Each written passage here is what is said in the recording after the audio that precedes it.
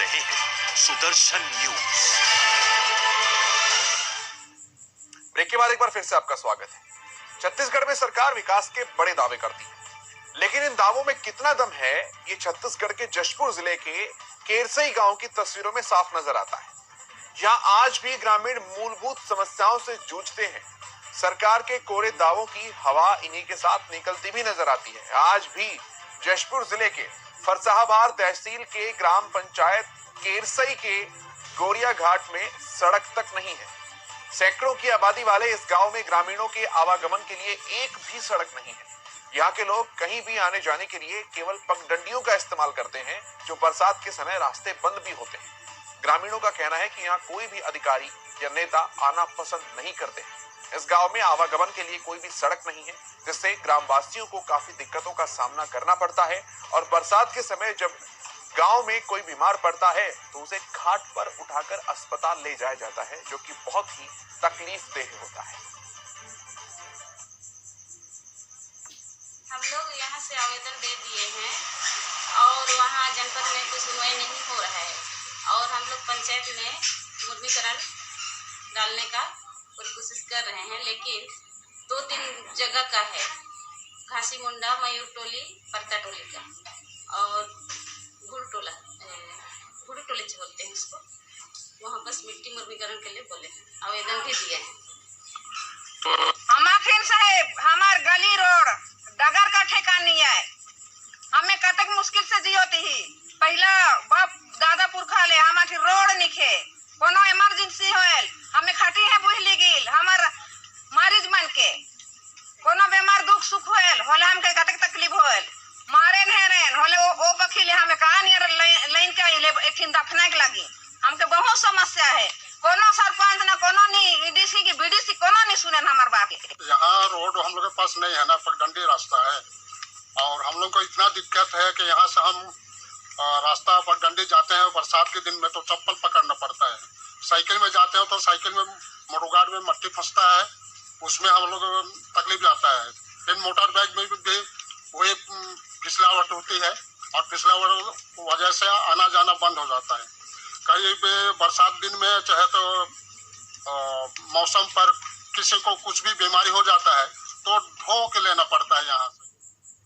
आप विश्वास मानिए, ये आजादी के 7 दशक बाद की तस्वीर है जो छत्तीसगढ़ की जशपुर की हमने आपको दिखाई। स्थानीय संवाददाता संतोष कुमार हमारे साथ जुड़ रहे हैं और छत्तीसगढ़ से ब्यूरो चीफ योगेश मिश्रा भी हमारे साथ हैं। संतोष, आपसे ही शुरुआत करते हुए, आजादी के 7 दशक पूरे हो चुके हैं, लेकिन जो मूलभूत सुविधाएं, कोई स्मार्ट सिटी बनाने का सपना या स्मार्ट सिटी बनाने की मांग गांव वाले नहीं कर रहे हैं। केवल मूलभूत सुविधाएं गांव तक सड़क पहुंचानी है, उसमें भी बकायदा क्या परेशानी है, क्या दिक्कत है या कहां पर समायोजन की कमी जो है वो देखने को मिल रही है। अगर ग्राउंड जीरो की हम प्रशासनीय स्तर की बात करते हैं, संतोष, सबसे पहला सवाल आपसे है। जी सर, यहाँ क्या है, इनकी मांगे बहुत दिनों से चली आ रही है। जब बीजेपी की सरकार थी तब भी इन्होंने इसकी मांग किए थे। अभी कांग्रेस की सरकार यहाँ पे है और उनसे भी यूडी में जब भ्रमण के लिए हुए थे तो उस समय भी एक आवेदन दिया गया था उनके द्वारा और वो वहाँ के लिए मांग किए गए थे, लेकिन अभी तक उनका किसी भी प्रकार का सुनवाई नहीं हो पाया है। इस संबंध में उन्होंने बीडीसी, सरपंच, जनपद अध्यक्ष वगैरह सभी से बात की है, परंतु अभी तक उनकी सुनवाई नहीं हुआ है। ठीक है योगेश, यही सवाल मेरा आपसे भी है। जब चुनाव का समय आता है तो नेता जो है वो वोट मांगने के लिए पहुंचते हैं, ऐसी दुर्गम स्थानों पर पहुंच सकते हैं जहां ना कभी रवि पहुंच पाया हो ना कभी कभी पहुंच पाया हो, लेकिन वोट की भूख वहां तक लोगों को ले जाती है, नेताओं को ले जाती है। लेकिन जब विकास कार्यों की बात आती है तो उस जगह को साइड बाय कर दिया जाता है। क्या ये एक बदलते भारत की अच्छी तस्वीर कही जा सकती है, जिसमें वोट बैंक या वोट जो है वही विकास का पैमाना हो जाए? क्योंकि यहाँ पर मूलभूत सुविधाओं की बात है योगेश, सबसे पहले देखिए, छत्तीसगढ़ में सरगुजा संभाग, बस्तर संभाग, ये ऐसे संभाग हैं केशव जहां से अक्सर विकास जो है कोसों दूर रहते हैं। यहाँ पे राजनेता चुनाव के समय खास तौर पर वोट मांगने जाते हैं, उसके बाद कोई झांकता तक नहीं है।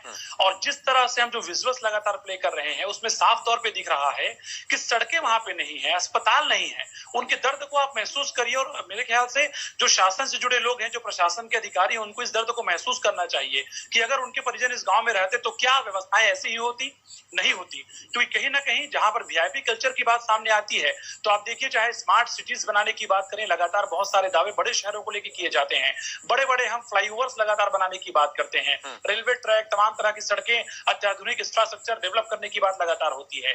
लेकिन छत्तीसगढ़ में बहुत सारे गांव ऐसे हैं जो विकास के जो कोरे दावे हैं उसको साफ साफ जो है पेश करते नजर आते हैं। जिस तरह से हमारे स्थानीय संवाददाता संतोष शर्मा जी ने पूरा रिपोर्ट तैयार किया है और रिपोर्ट में हम दिखा रहे हैं, तो इस तस्वीर को देख करके जो योजनाओं का खाका तैयार करने वाले लोग हैं उनको शर्म आनी चाहिए। उनको समझना होगा कि वो योजनाएं भला धरातल पर क्यों नहीं उतर पा रही हैं। और जैसा वहां स्थानीय ग्रामीण बता रहे हैं कि जो अधिकारी हैं, जो जनप्रतिनिधि हैं, वो उस गांव में आना तक पसंद नहीं करते। यानी कि जब चुनाव आएंगे तो आप देखिएगा बहुत सारे जो प्रत्याशी हैं वो इसी गांव की ओर लगातार रुख करते नजर आएंगे सिर्फ अपने वोट के लिए। लेकिन अब चूंकि चुनाव जीत चुके हैं और दूर दूर तक फिलहाल चुनाव का जो है एक तरह से कह सकते हैं मौसम नहीं आ रहा है, ऐसे में इनको बरसात के मौसम में पगडंडियों में चलना पड़ता है।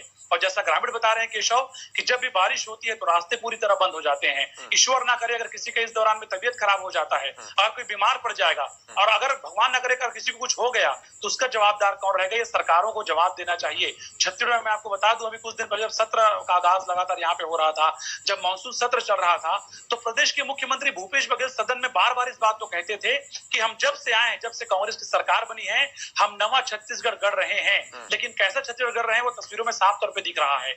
जिस तरह सड़कें नहीं है, अस्पताल नहीं है, अगर लोगों के पास में मूलभूत सुविधाएं ही नहीं पहुंच पा रही हैं। अगर स्थानीय विधायक, मैं आपको बता दूं, स्थानीय विधायक यहाँ पे यूटी मिंज हैं, जो सरकार में संसदीय सचिव हैं, कैबिनेट मंत्री के दर्जे में आते हैं, लेकिन उनको लगातार सुदर्शन न्यूज की टीम उनसे बाइट लेने का प्रयास कर रही है, उनको हम फोनों में लाइव लेने का प्रयास कर रहे हैं सवाल पूछने के लिए, लेकिन विधायक महोदय फोन नहीं उठा रहे हैं, जो साफ साफ ये बताता है कि लोगों को नारकीय जीवन जीने पर मजबूर कर दिया जाता है व्यवस्थाओं के द्वारा, सरकारों के द्वारा, विधायकों के द्वारा, अधिकारियों के द्वारा। लेकिन योगेश, अगर इस तरह का रवैया जवाबदेही मंत्रियों का देखने को मिल रहा है तो इससे तो साफ ये स्पष्ट होता है कि इस तरह की विकास परियोजनाओं का ना पहुंचना या इस तरह के अभावों में लोगों का जीना ये केवल राजनीतिक इच्छा शक्ति ना होने के ही कारण है। अगर इच्छा शक्ति हो तो निश्चित तौर पर कुछ ना कुछ समाधान जरूर निकले।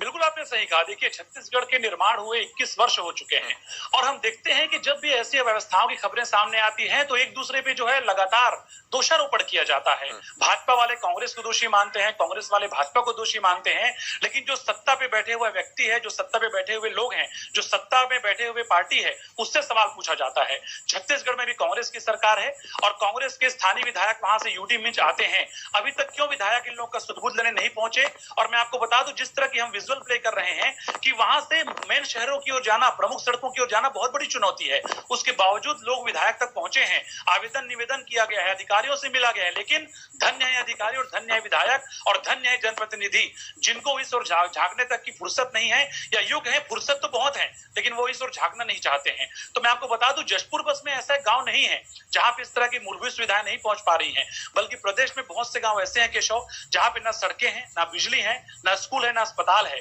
हालांकि हम अभी कुछ दिन बाद ही आजादी का जश्न मनाने वाले हैं, जो लगातार स्वाधीनता का पर्व हम लोग मनाने वाले हैं, उस दौरान बड़े बड़े स्पीच दिए जाएंगे और खास तौर पे जो विधायक हैं, जो मंत्री हैं, जो मुख्यमंत्री हैं, लगातार ये कहते नजर आएंगे कि छत्तीसगढ़ में गांव-गांव तक विकास पहुंचा है। लेकिन विकास क्या पहुंचा है ये हम दर्शकों को लगातार दिखा रहे हैं।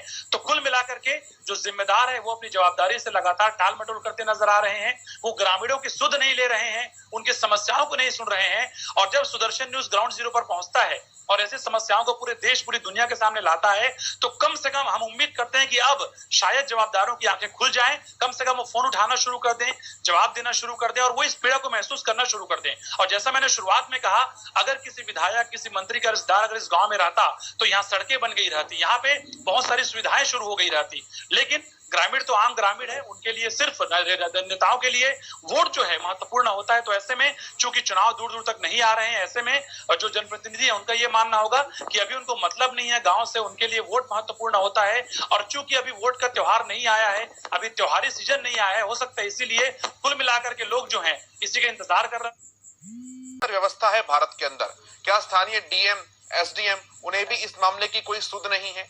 अगर थोड़ी बहुत एफर्ट्स लगाएं, क्या रिपोर्ट बनाकर तो वो ऊपर दे सकते हैं? क्या उनकी तरफ से भी पूरी तरह से निष्क्रियता ही दिखाई जा रही है? संतोष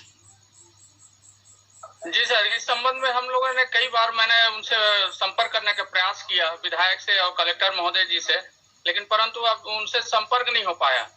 और इस संबंध में विधायक जी से हमारे स्थानीय वहाँ के गोरिया घाट के जो ग्रामीण हैं उन्होंने भी चर्चा किया, परंतु सिर्फ उनके द्वारा जो है सिर्फ चुनाव के समय वहाँ पे उनका दर्शन होता है, उसके बाद जो है वहाँ पे आना वो उचित नहीं समझते हैं, क्योंकि वहाँ का रास्ता इतना खराब है कि आप जो है पैदल बरसात के समय में जा ही नहीं सकते। निश्चित तौर पर ऐसा। योगेश, मैं आपके पास आता हूं इसी बात को लेकर, इसी सवाल को लेकर।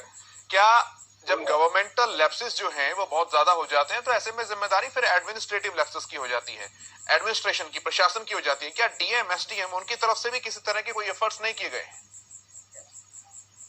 बिल्कुल, देखिए, अगर विधायकों के द्वारा हम जिस तरह से देख रहे हैं, जो स्थानीय विधायक हैं वो कुल मिला के पल्ला झाड़ रहे हैं, तो कम से कम उम्मीद जो है लोगों को स्थानीय प्रशासनिक अमले से हो जाती है। लेकिन जैसा संतोष शर्मा बता रहे हैं कि लगातार हम जो जिला के कलेक्टर हैं उनको फोन लगा रहे हैं, वो फोन रिसीव नहीं कर रहे हैं, और इसके अलावा जो ग्रामीण हैं वो वहां पे गुहार भी लगा चुके हैं, वो बता चुके हैं कि हम किस समस्याओं से घिर रहे हैं, वो बता चुके हैं हम किस पीड़ा, किस दंश को झेल रहे हैं। लेकिन प्रशासनिक अमला पूरी तरह से फिलहाल कुंभकर्णी नींद में सोया हुआ नजर आ रहा है, और अगर प्रशासन मुस्तैद रहता तो हो सकता है इस रिपोर्ट के दौरान में जो अधिकारी हैं वो हमारा फोन रिसीव करते और कम से कम प्लानिंग को बताते कि हम वो क्या करने वाले हैं, कब तक हो जाएगा।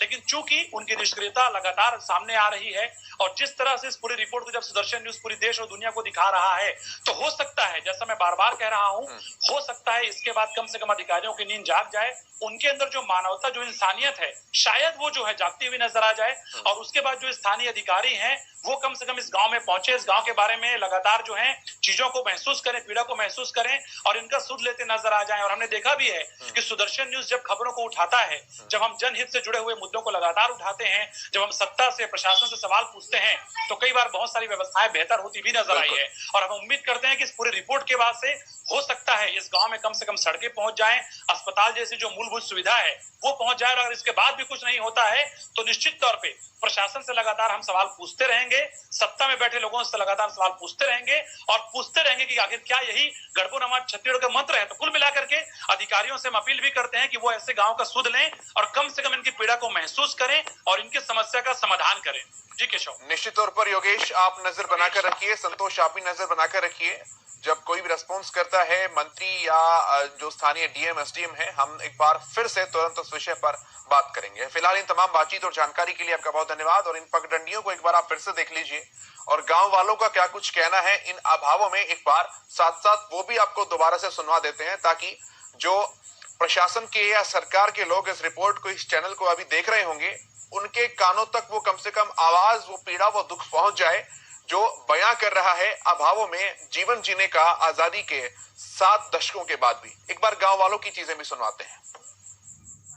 हम लोग यहाँ से आवेदन दे दिए हैं और वहाँ जनपद में कोई सुनवाई नहीं हो रहा है, और हम लोग पंचायत में मुद्रीकरण डालने का पूरी कोशिश कर रहे हैं, लेकिन 2-3 जगह का है, घासी मुंडा, मयूर टोली, परता टोली का, और गुड़ टोली बोलते हैं उसको, वहाँ बस मिट्टी मुर्गीकरण के लिए बोले, आवेदन भी दिए हैं।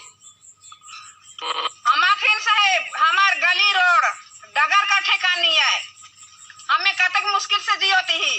पहला बाप दादा पुरखा ले हमारी रोड निखे, कोनो इमरजेंसी होल हमें खटी है बुझली गिल, हमार मरीज मन के कोनो बीमार दुख सुख होल होले हमके कतक तकलीफ होल, मारे नहरेन होले ओ पखी ले हमें कहा नियर लाइन के ले एठिन दफना के लगी, हमके बहुत समस्या है।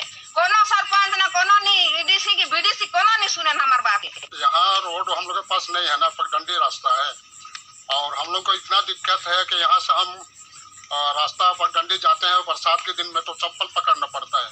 साइकिल में जाते हैं तो साइकिल में मोटरगाड़ में मट्टी फंसता है, उसमें हम लोग तकलीफ जाता है। फिर मोटर बाइक में भी वही फिसलावट होती है, और फिसलावट वजह से आना जाना बंद हो जाता है। कहीं पे बरसात दिन में चाहे तो मौसम पर किसी को कुछ भी बीमारी हो जाता है तो ढो के लेना पड़ता है यहाँ से। चलिए आगे बढ़ते हैं। सुदर्शन न्यूज